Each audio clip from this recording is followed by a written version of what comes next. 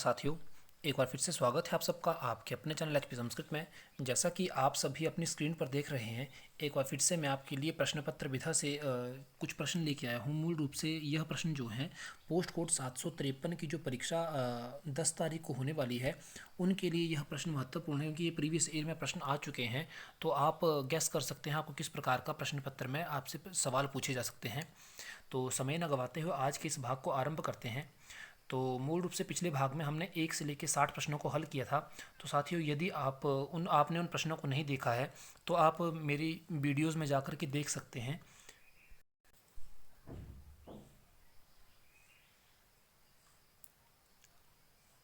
आज के इस भाग में हम प्रश्न संख्या 61 से शुरू करेंगे। पहला प्रश्न है, डम टर्मिनल हैव टर्मिनल्स एंड। तो साथियों, सबसे पहले बात उठती है डम टर्मिनल क्या है। तो डम टर्मिनल जो है एक आउटपुट डिवाइस का कार्य करता है थ्रू आउट सीपीयू। तो इसके अंतर्गत पूछा गया है डम टर्मिनल हैव टर्मिनल एंड, तो इसमें कीबोर्ड के द्वारा ही वर्क जाता है। तो सी ऑप्शन इसका सही रहेगा। 61 का सी ऑप्शन सही रहेगा। क्वेश्चन नंबर 62 है, हु रन्स इंटरनेट। तो इंटरनेट को रन कौन करता है। तो साथियों, इनमें से कोई भी नहीं है, नन ऑफ दिस होगा। मूल रूप से कंप्यूटर को जो रन करता है उसको कहा जाता है ICANN। इसकी फुल फॉर्म है internet corporation for assigned name and number. इसका सही आंसर जो रहेगा ऑप्शन डी रहेगा। आगे चलते हैं question number 63, internet was started in India at. तो इंटरनेट जो था इंडिया में कब स्टार्ट हुआ। तो 1995 में हुआ था और 15 अगस्त के दिन हुआ था। तो ए ऑप्शन इसका सही रहेगा। आगे चलते हैं प्रश्न संख्या 64 जो आपकी स्क्रीन पर है। Internet inventor of email. Email जो थी इसको किसने इन्वेंट किया था, किसने इसका आविष्कार किया था।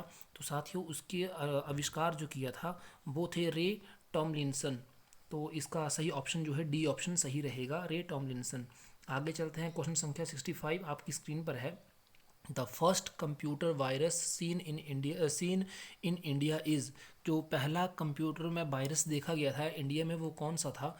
तो साथियों, वह था द ब्रेन वायरस। तो इसका सही ऑप्शन जो रहेगा ऑप्शन सी रहेगा, द ब्रेन वायरस था। और ये किस चीज़ का था, ये बूट सेक्टर का था सही साथियों। तो इसका ऑप्शन डी सही रहेगा 65 का। आगे चलते हैं क्वेश्चन नंबर 66। क्वेश्चन नंबर 66 आपकी स्क्रीन पर है इस प्रकार से आपको सामने, the junk email is also called. तो जंक ईमेल को क्या नाम दिया जाता है। तो उसे स्पाम कहा जाता है। तो ए ऑप्शन इसका सही रहेगा। क्वेश्चन नंबर 67 आपकी स्क्रीन पर है, ICAMP इज यूज फॉर। तो सबसे पहले बात उठती है ICMP है क्या। तो ICMP की फुल फॉर्म है इंटरनेट कंट्रोल मैसेज प्रोटोकॉल। और यह क्या किस चीज़ में इसका यूज़ होता है। तो साथियों, इसका यूज़ होता है एरर रिपोर्टिंग करने में। तो डी ऑप्शन इसका सही रहेगा। आगे क्वेश्चन नंबर है 68 आपकी स्क्रीन पर। इसमें पूछा गया है URL स्टैंड्स फॉर। तो URL की फुल फॉर्म क्या है। तो जैसा कि आप सभी को इसका पता होगा, uniform resources locator. Uniform resources locator. तो सी ऑप्शन इसका सही रहेगा। आगे चलते हैं question number 69, founder of Microsoft company.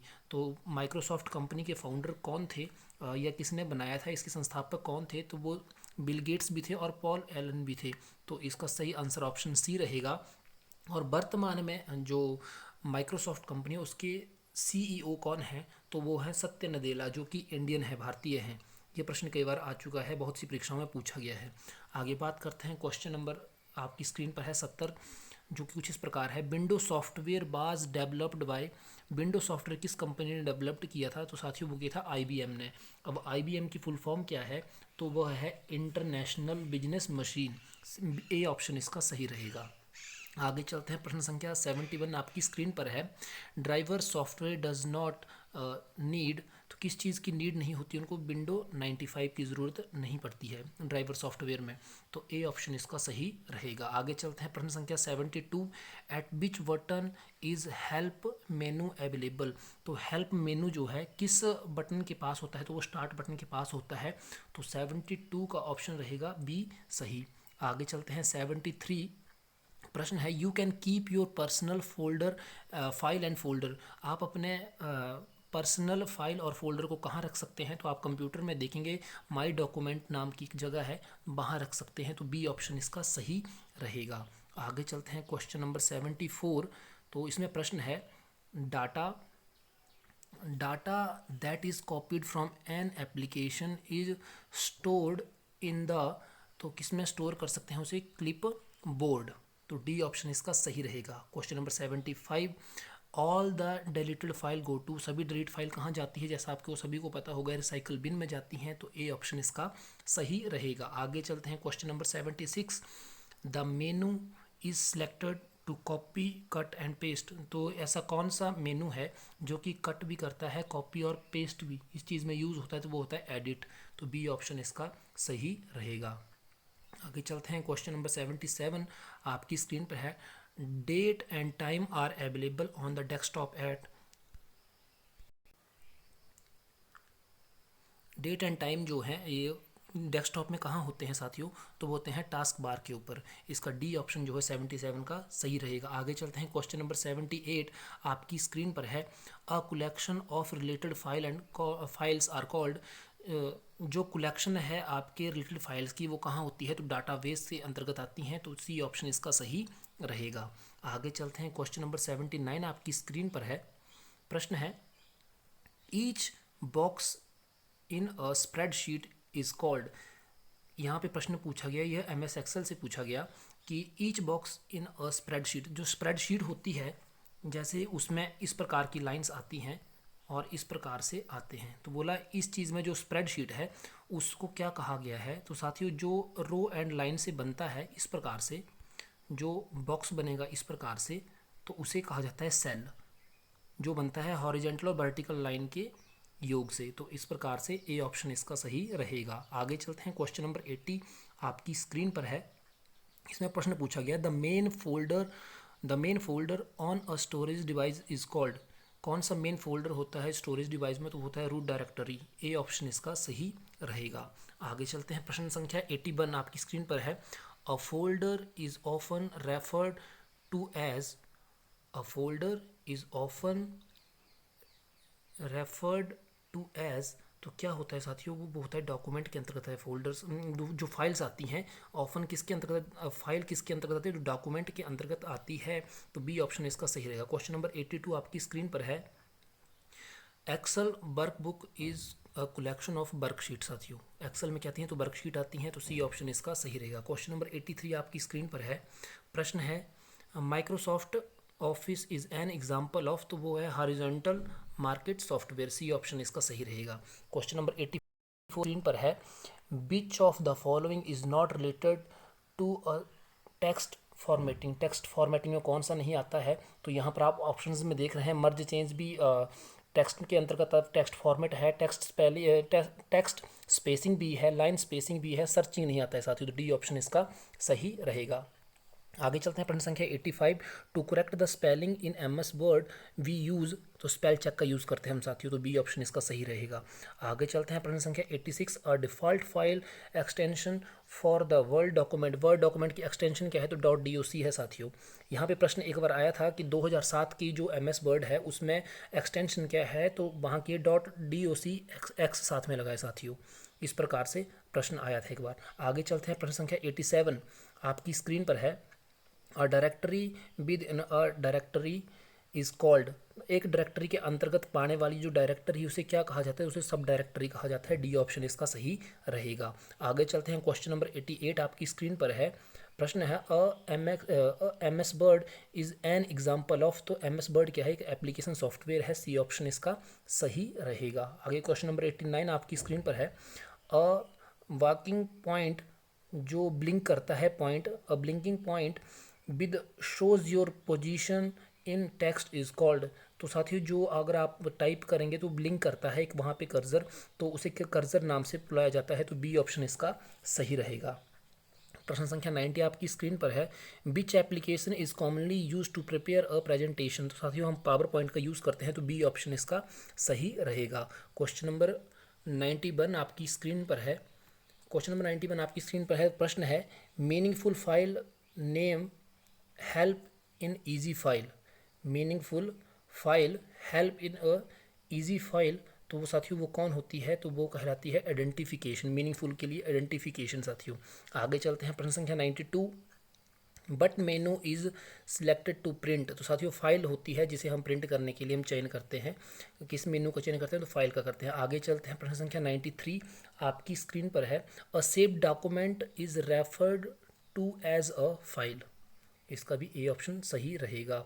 आगे चलते हैं क्वेश्चन नंबर 94 की तरफ। तो प्रश्न है, numbers in table numbers in table commonly are usually, किस चीज़ के लिए, बोला कि नंबर जो होते हैं आपके टेबल में वो कहाँ पे कॉमनली कहाँ पर आते हैं, तो साथियों वो आते हैं लेफ्ट अलाइन में। तो बी ऑप्शन इसका सही रहेगा। आगे चलते हैं, प्रश्न संख्या 95 प्रश्न है, फाइल्स में be organised by storing them. तो फाइल्स में be organised by storing them, तो वो होते हैं फोल्डर्स में। कहाँ पे स्टोर करते हैं, तो फोल्डर्स इत्यादि में। तो बी ऑप्शन इसका सही रहेगा। क्वेश्चन नंबर 96 आपकी स्क्रीन पर है। प्रश्न है, the main folder on a storage device is called. तो रूट डायरेक्टरी से कहा जाता है, जैसे पहले भी मैंने बताया।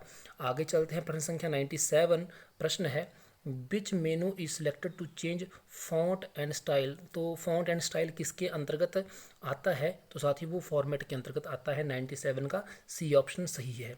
आगे चलते हैं, क्वेश्चन नंबर 98। तो प्रश्न है, item such as names and address are considered.